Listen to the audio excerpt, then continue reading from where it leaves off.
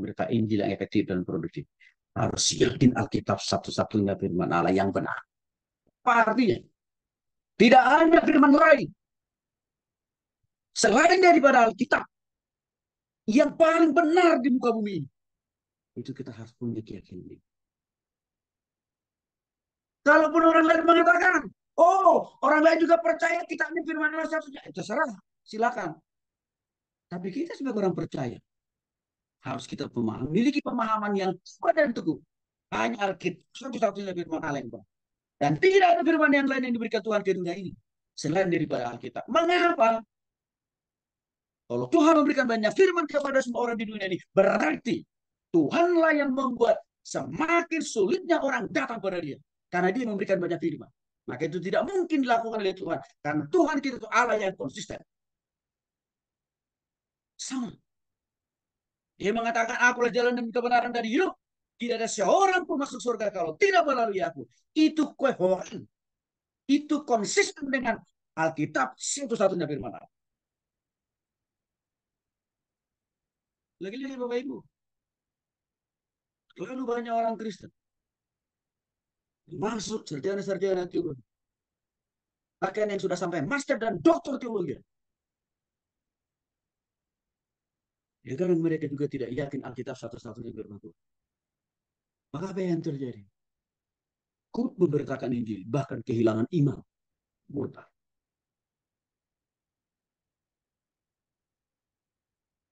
Pertanyaannya, apa ciri-ciri? Oke, apa tandanya? Bahwa Alkitab itu satu-satunya firman Allah. Tidak ada firman yang lain.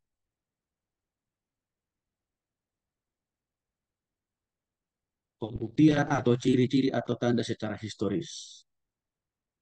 Ada 3.000 kali dinyatakan di dalam perjanjian lama dan perjanjian baru. Bahwa Alkitab itu satu-satunya firman Allah.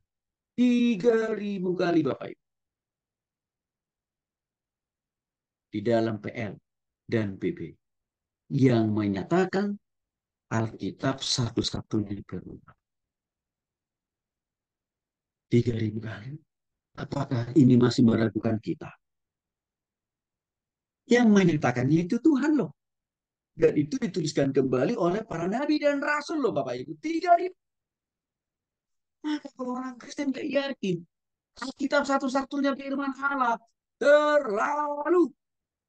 Udah STH, SPDK, MPDK, MTH, dokter teologi pula. Terlalu. Nggak tahu dia dulu sekolah dari mana.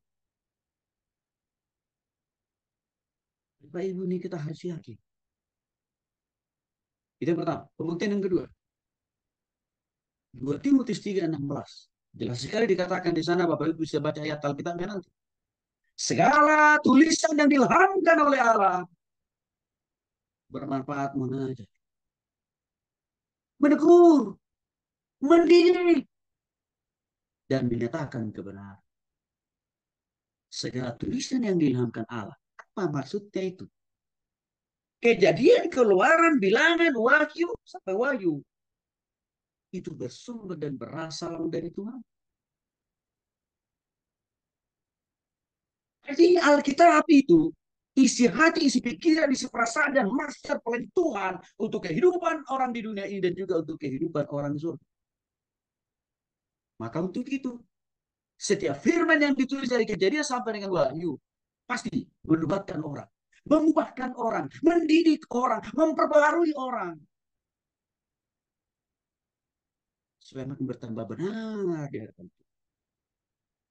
Muncul ke pertanyaan dalam pikiran Bapak Ibu. Tony, orang Farisi, hafal isi Alkitab, kan kira-kira begitu.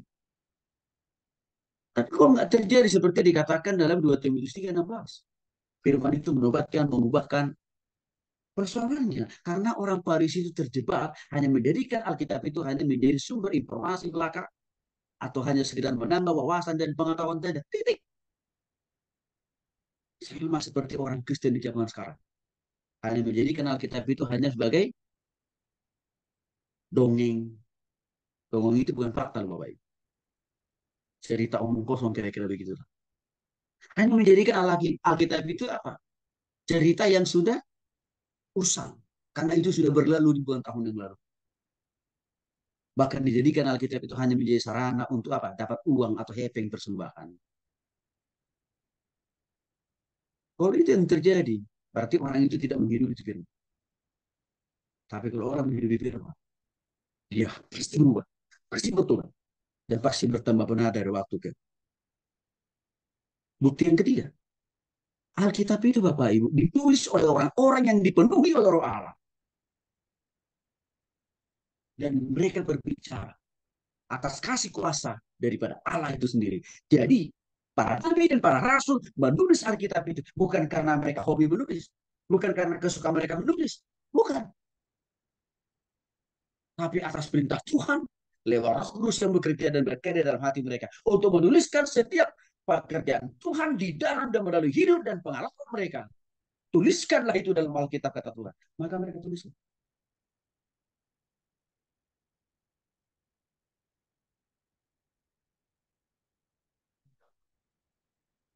Lalu muncul pertanyaan. Seperti beberapa orang yang buta. Sebutannya namanya Donitan dan Angelin. Yang mengatakan, bagaimana mungkin Alkitab orang Kristen itu firman Allah?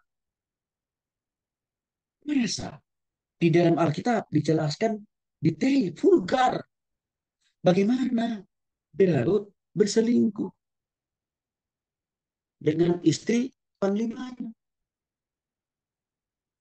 Bagaimana Salomo berpoligami dengan banyak wanita.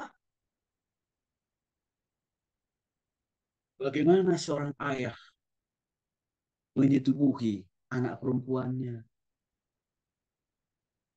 Nah, kalau Bapak Ibu lihat di TikTok kan sekarang banyak itu. Di kolom foto. Mereka lupa. Yang namanya firman Tuhan gak ada yang ditutup-tutupi. Gak ada yang tersembunyi apalagi tersulut. Firman Tuhan itu terbuka. Makanya hal yang benar dibukakan seluas-luasnya. Hal yang salah pun dibukakan juga selebar-lebarnya. Apa maksud Tuhan? Dari kehidupan orang-orang yang salah itu. Di sana Tuhan juga berbicara kepada kita. Kalau engkau tidak mau hancur seperti Daud, tidak mau hancur seperti Salomo, jangan berselingkuh, jangan poligami. Itu esensi firman Tuhan yang dimaksud oleh Tuhan dari semua kasus-kasus itu. Jadi kita bisa menjawab pemahaman-pemahaman Alkitab kita yang diselewengkan hari-hari ini dengan mengatakan, itu bukan firman Allah. Masa hal yang jorok. Belum lagi kalau kita masuk ke kitab Kidung Agung.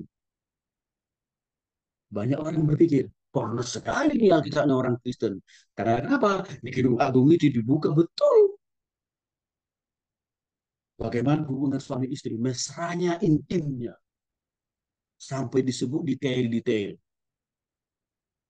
Tapi kalau orang belum bertobat, yang masih pikirannya dikuasai dan dijajah oleh simbolis, langsung porno pikirannya. Satu waktu dia membaca Kidung Agung. Padahal maksud pengajaran dari Tuhan dari Kidung Agung itu luar biasa. Bagaimana membangun rumah tangga yang manis di hadapan Tuhan. Itu yang diajarkan di situ. Sehingga apa? Setiap rumah tangga Kristen haruslah diatur, dibimbing, diajar pakai prinsip firman Tuhan. Sehingga tidak muncul perceraian, perjinahan seperti yang terjadi di masa-masa sekarang ini, Bapak. Artinya apa? Kalau seolah-olah pikiran manusia sempitkan, memahami yang namanya firman semuanya harus terbuka semuanya, harus selalu yang positif saja. Oh enggak. Dari dosa yang orang lain lakukan pun kita bisa belajar hal apa yang tidak boleh kita lakukan supaya kita tidak terjerumus dalam dosa ini. Bahkan Bapak Ibu, Tuhan Yesus mengakui bahwa Alkitab termasuk dalamnya kejadian, keluaran, bilangan, ulangan. Itu kan hukum Taurat itu. juga adalah firman Allah. Yesus yang notabene-nya dia adalah Allah. Perjanjian lama, perjanjian baru, firman Allah.